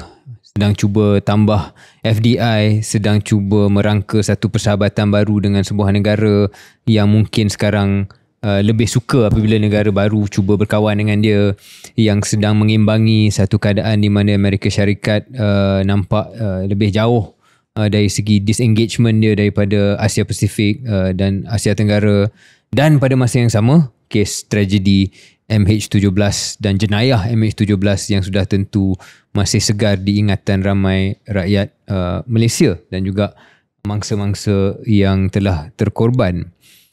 Dan apakah cara alternatif itu? Secara spesifiknya adalah ada beza antara bercakap, menjelaskan kepada media tempatan, tak silap saya, media tempatan Malaysia, bahawa ya, saya bangkitkan. Ada beza cara macam tu dengan bangkitkan di hadapan Putin sewaktu bergurau tentang 3 kerusi ataupun 3 tron itu. It would have been a lot more powerful andai kata di situ, di depan semua, berani mengatakan, ya, Presiden Putin and I discussed. Dan itu mungkin satu kaedah yang dipilih lah oleh PMX sebab pertimbangan-pertimbangan yang lain. Saya tak berani kata yang mana betul sebab I understand. Shahril hoping he did a Olaf Scholz lah. You remember, what I'm talking about? Olaf Scholz. He in front of Olaf Scholz, he said about Gaza. Correct. He almost balas balik. You're hoping he did a Olaf Scholz. Correct. So that, and there have been other examples where it wasn't PMX, ada orang lain yang berani sebut lah depan, right? Because that shows satu, bahawa anda sebagai individu, you're not too afraid of being in an uncomfortable position. Use the Kremlin with Putin, man. Tak keluar nanti kan. Tak balik. Of course, and on a serious point lah kan, that means that you dare almost not offend your host, tapi you tell your host lah that I won't be cowed, right? Mark Carney dengan Trump lah. Mark Carney and Trump actually is the one I was thinking about. Dia berani on the spot cakap dengan Trump, okay, I get it, but Canada's not for sale. Canada's not the 51st state. In the White House, right? White House, Oval Office. And dia pandai. Dia pandai buat. So saya tak katalah benda tu mudah untuk dibuat ataupun itu yang terbaik, sebab if you offend Putin, maybe you don't get all this other stuff. So I appreciate that lah. Saya cuma penting, saya rasa untuk fikir tentang there's two alternatives, right? Two options. Okay, fine. PMX pilih cara yang lebih diplomatic, fine, dan kita yakin di belakang tabir beliau ada bangkitkan. Before I answer your second question, jawapan ataupun soalan yang lebih rumit, saya sempat juga reflect. You know how I've mentioned that PMX he uses effusive language terhadap, effusive, dia suka bila dia puji kawan dia tu agak pujian bombastik lah. So satu pujian bombastik Putin terhadap Putin ialah it will be a big prize for Malaysians if Putin comes to Malaysia. So hadiah yang besar yang dimahukan oleh rakyat Malaysia andai kata Putin dapat datang ke KL lah. Okay, dari segi ranking kenyataan-kenyataan bombastik PM ni tak adalah tinggi sangat sebab great human being. Sebab yang paling saya favourite ialah dia sebut Xi Jinping adalah as a great human being.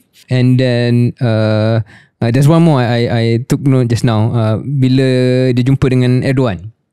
Erdogan adalah the sole Muslim leader yang with courage in the Islamic world. So every time he goes off script, he really praises you. So maybe that's a life goal lah, KJ. When you see PMX one day and then see what he says, what's the nicest thing he can say about you, right? What's the nicest I can say about him? Sure. You're the greatest human. Human ever, kan? Greatest Malaysian. Greatest Malaysian. Anyway, so that's on the effusive part. Your main question soal apakah cara kita tafsir tindakan ini, pergi ke Rusia kali kedua, di samping ataupun dikala Rusia bukanlah satu negara rakan dagang yang begitu besar untuk Malaysia dan sebagainya. So kalau benda ni datang di era yang bukan Trump, saya mungkin mempunyai reaksi yang agak khawatir, yang lebih khawatir daripada sekarang, iaitu kenapa kita macam memprovokasi Amerika Syarikat. Bukannya kita sayang pada US, bukannya kita takut dari segi sebab kita nak hormat dari segi kedudukan kepimpinan moral dan sebagainya, tak. Dia soal kita sebagai sebuah negara kecil, middle power at best, kita perlu imbangi antara kuasa-kuasa besar. Adakah ini cara yang terbaik untuk memprovokasi Amerika Syarikat dilihat begitu dekat dengan musuh tradisi dia? Tapi dalam era Trump ada 2-3 perkara yang sudah berbeza. Satu ialah Rusia bukan jelas lagi sebagai satu musuh tradisi ataupun musuh besar untuk Trump, sebab banyak analisa yang mengatakan bahawa dia agak suka dengan orang macam Xi Jinping dan juga Putin sebab dia mengharapkan dia boleh jadi macam mereka, iaitu pemimpin ataupun ketua negara yang dianggap strongman, ataupun bahasa yang lebih kasar dia the D word lah, right? Yang mungkin Trump sebenarnya lebih suka dengan cara style begitu.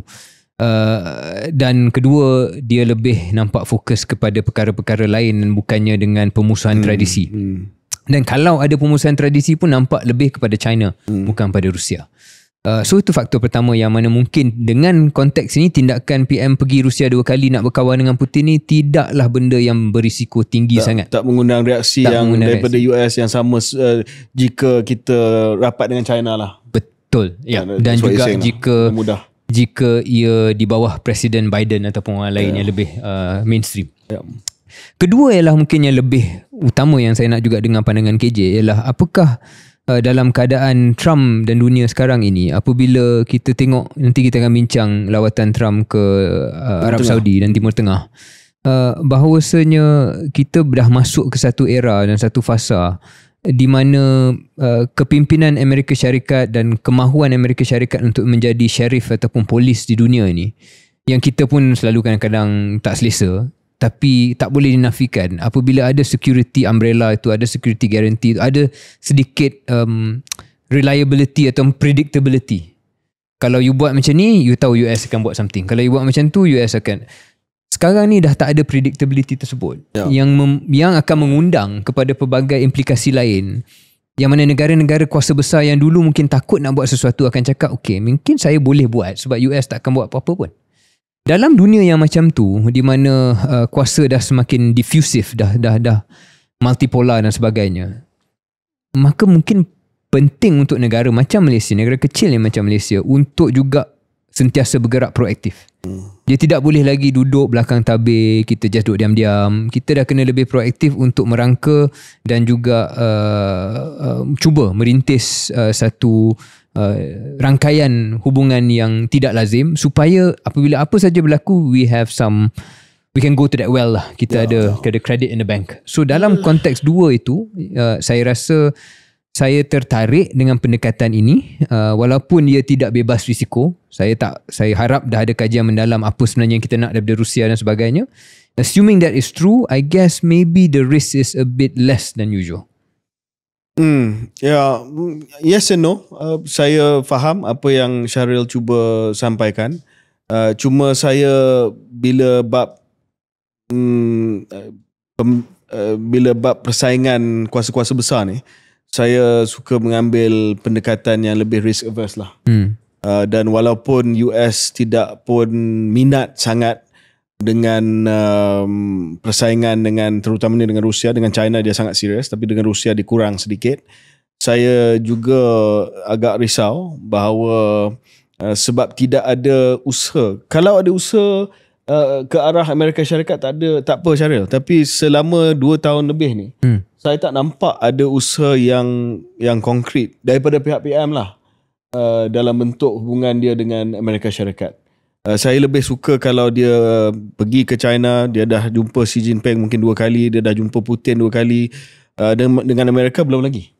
So you know, this deficit in terms of hubungan dengan Amerika Syarikat ini, tumpuan yang diberikan kepada Amerika Syarikat ini, saya risau akan ada kesannya juga satu hari nanti jika Amerika nak ungkit lah Dan Amerika ni mungkin dia tak ungkit sekarang sebab macam cara kata dia tak kisah ataupun it's not the strategic interest right now. Malaysia bukanlah kepentingan mereka sekarang, tetapi saya rasa the more we explore this alternative partnership, somebody is taking note of it lah. Yeah, and then Trump is not going to be there forever. Yes. Dan establishment Amerika Syarikat akan ingat.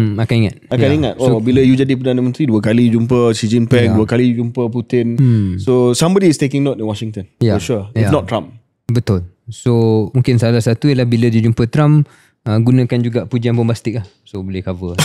You're greater human being. You are the best deal maker in the world. Something like that, right?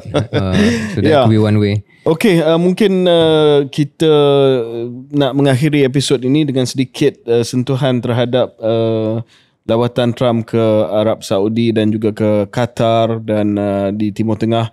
Of course, Trump pergi ke sana dengan satu tujuan, iaitu dengan mengumumkan package pelaburan yang besar. Saya tak silap dia nak cumulative nilai dia menghampiri $1 trilion, 600 bilion daripada Arab Saudi dalam bentuk pelaburan, dalam bidang ketenteraan, dalam minyak dan gas, pembelian peralatan daripada Amerika Syarikat, pelaburan daripada Arab Saudi dalam projek-projek ataupun syarikat-syarikat yang ada di Amerika Syarikat, seperti pusat data dan sebagainya. Dan juga selepas itu lawatan beliau ke Doha, Qatar, di mana juga telah diumumkan pembelian oleh Qatar pesawat-pesawat.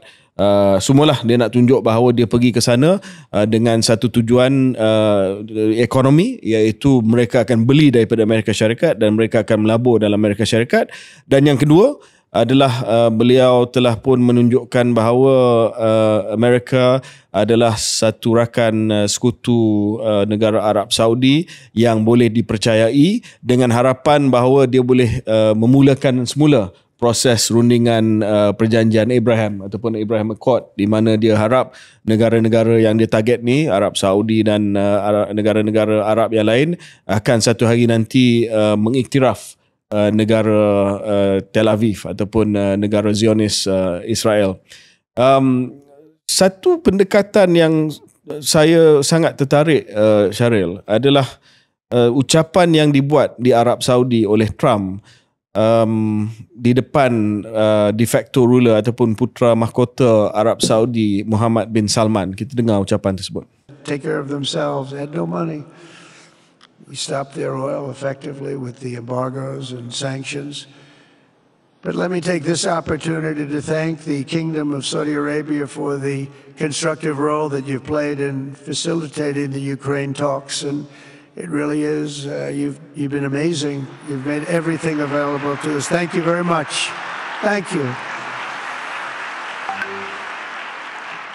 And if we get that settled, we'll pay a special tribute to what you've done. You really did lay a great groundwork. Thank you very much. Appreciate it. The West should not be dragging itself backward into another endless war in Europe, yet another endless war.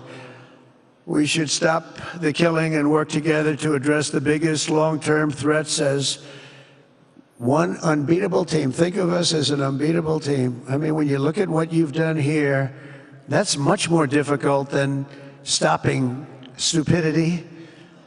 Think of it. It's stupidity. What you've done is much more difficult, and you did it better than anybody else has ever done it. As President of the United States, my preference will always be for peace and partnership whenever those outcomes can be achieved. Always. It's always going to be that way. Only a fool would think otherwise. In recent years, far too many American presidents have been afflicted with the notion that it's our job to look into the souls of foreign leaders and use U.S. policy to dispense justice for their sins. They loved using our very powerful military, and now it's really the most powerful it's ever been. We just are getting a budget approved, $1 trillion, highest budget we've ever had in history for military, $1 trillion.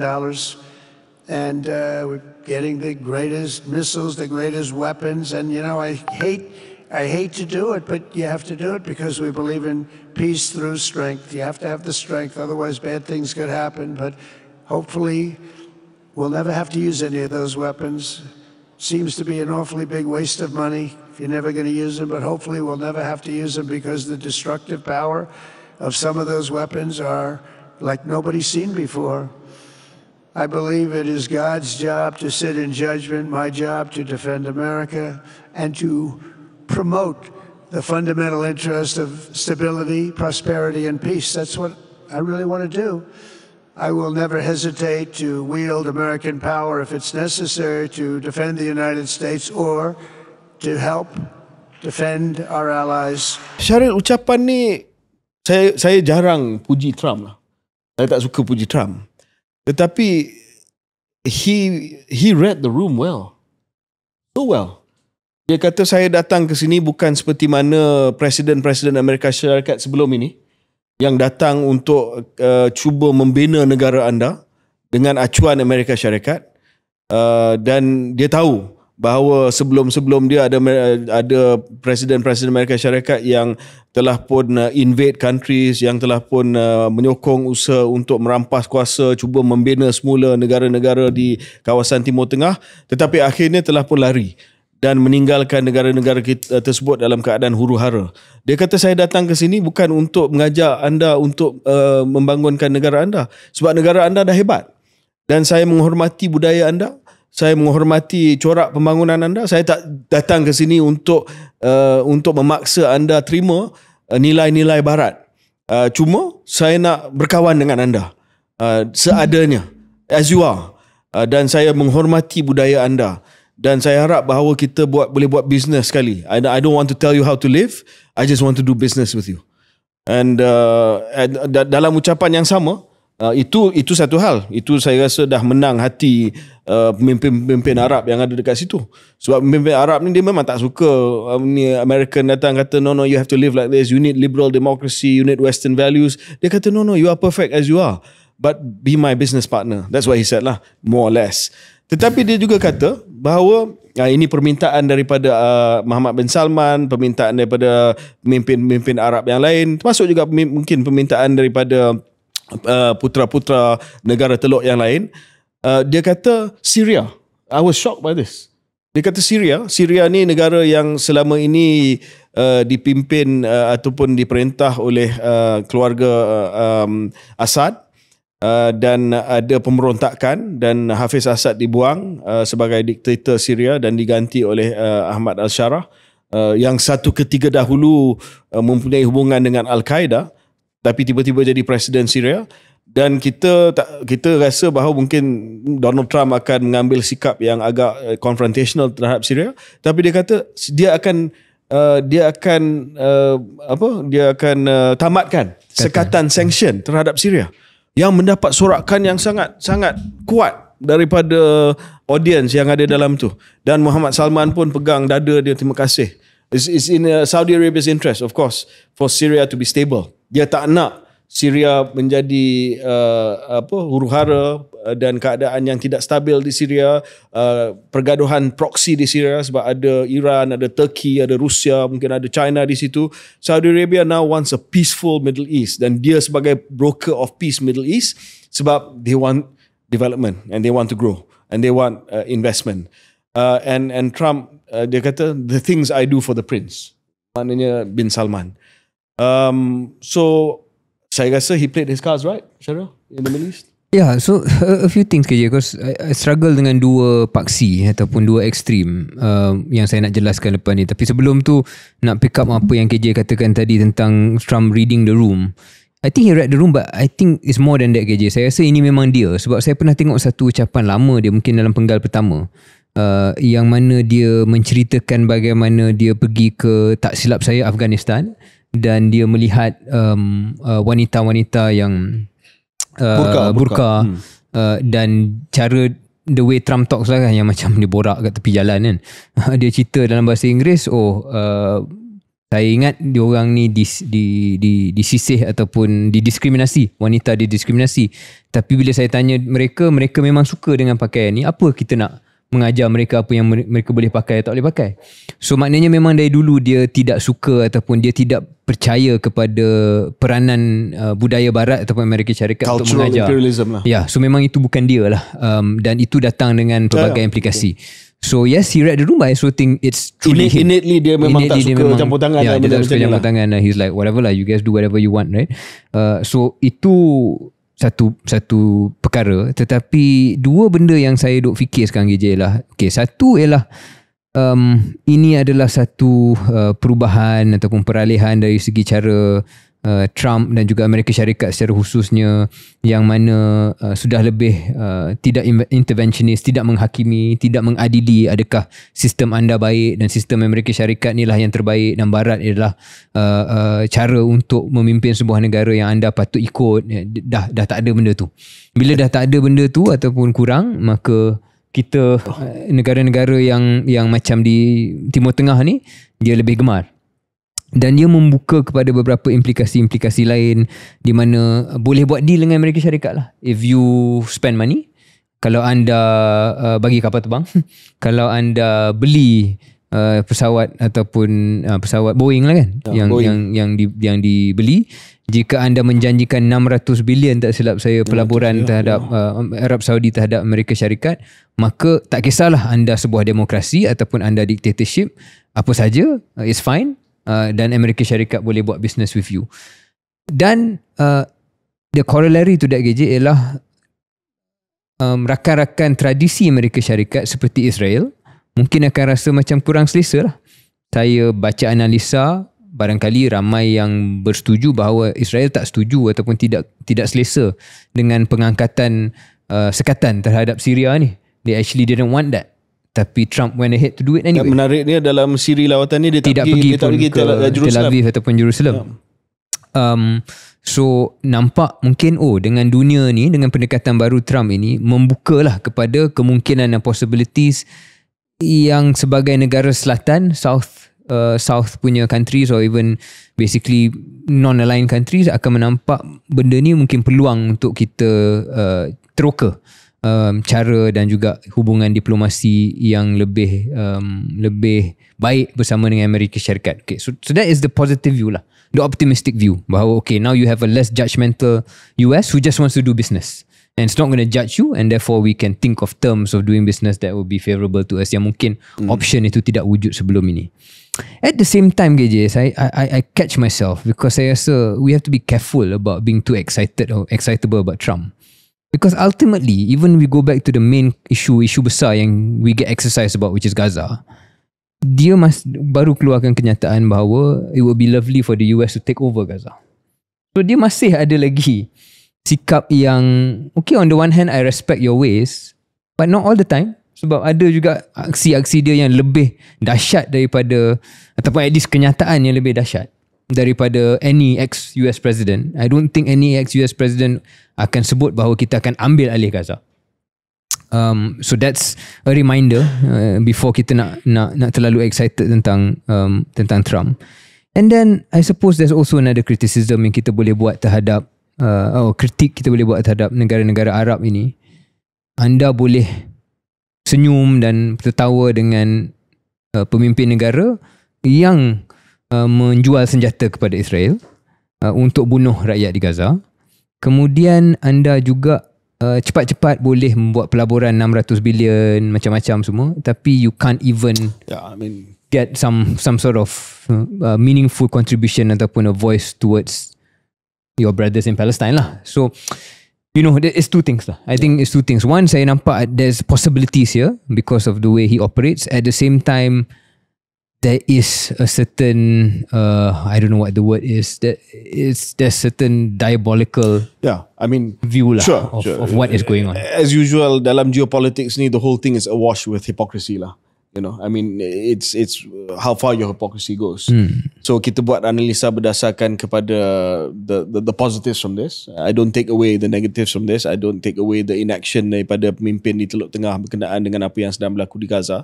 Cuma I just wanted to wrap up this segment by leaving you with this thought, Shahril. And saya tak pasti sama ada dia deliberate ke tak. Saya tahu bahawa mungkin, bukan mungkin, definitely Trump adalah penyokong Israel. But saya rasa dia pun dah sampai tahap kesabaran dia dengan Netanyahu. Because whether or not dia nak Gaza for himself, for America, or whether or not dia betul-betul nak melihat Gaza itu kembali kepada rakyat Palestin, ada satu perkara yang pasti. He wants an end to that war. Why do you think that to be true? Why are you confident that it's true? I think he wants an end to that war because he promised an end to that war. 2, he is a guy that doesn't like conflicts in the world sebab dia menyumbang kepada ketidaktentuan dan businessman macam dia tak suka ketidaktentuan. Dan 3, with all the deals that he's making, he needs an end to that war so that he can pursue the Abraham Accords. So that dia boleh normalize Israel. Dan untuk normalize Israel ni, dia nak kena pastikan bahawa Gaza, genocide di Gaza itu berhenti. Because there's no way, walaupun Muhammad Salman senyum dan sebagainya, there's no way that publicly they can sell normalization dengan Israel sekiranya genocide di Gaza ini berterusan. So Trump wants to. Dan apa maklumat yang saya baca dan saya dengar dan saya diberitahu, memang dia dah tak sabar dengan Netanyahu. Sebab itu release of the American hostage pun dia buat tanpa pengetahuan Netanyahu. Lawatan ini pun saya rasa sengaja dibuat tanpa dia pergi ke Netanyahu. So he's putting in his way his own pressure on Netanyahu lah. Dan saya hanya boleh mengharapkan bukan atas kebaikan Trump tetapi atas perkiraan his own cold calculation that this ataupun lawatan ini adalah selangkah ke arah kemahuan beliau untuk menamatkan genosida di Gaza. Ya, sekali lagi saya tak rasa dia berniat baik dalam hal ini. Dia memang opportunis, tetapi saya harap bahawa ia akan mengakhiri dengan genocide di Gaza ini dihentikan. Dan there was a hospital that was bombed recently. 2 or 3 hospitals. The hospitals were bombed recently dengan alasan bahawa ada pemimpin Hamas yang sembunyi di hospital tersebut. The atrocity continues. Starvation is real. Sudah menjadi satu realiti harian bagi mereka. Dan saya harap lawatan ini, walaupun Shahril, you gave perfectly the cynical view to this ataupun pandangan yang pesimis yang mendedahkan hipokrasi, tapi saya juga cuba counter dengan mengatakan bahawa walaupun bukan atas niat yang baik, saya percaya Donald Trump nak melihat genocide ini tamat. Dan mungkin itu adalah satu kebaikan yang kita boleh dapat daripada lawatan ini juga. Just untuk menutup bagi pihak saya pula KJ, kita dah bagi analisa tentang yang positif lah kalau kita ambil yang pertama tadi tu. Tapi nak juga dalam konteks itu juga KJ, ada juga keperluan untuk kita fikir adakah ini akan, macam saya sebut awal tadi, memberikan keberanian kepada negara tertentu untuk lebih agresif.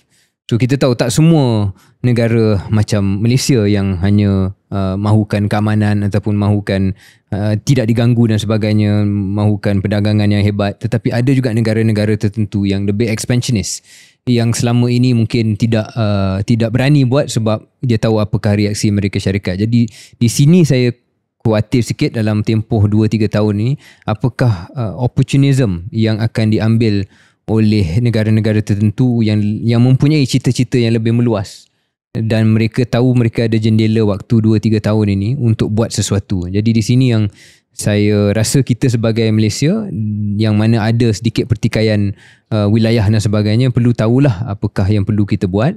Kedua ialah Malaysia juga perlu ada diplomasi pelbagai haluan yang mana kita bincang sedikit sebanyak bila cakap tentang PMX dan Rusia. Ketiga ialah soal ASEAN. Soal ASEAN centrism. Di sini yang saya paling kurang keyakinan bahawa ia akan berlaku. Sebab saya nampak PM knowing Anwar, he is very aggressive. Dia suka keluar, dia suka teroka hubungan dan jalinan yang baru. I think he will continue doing that, dan dalam konteks ni maybe that's the best thing to do.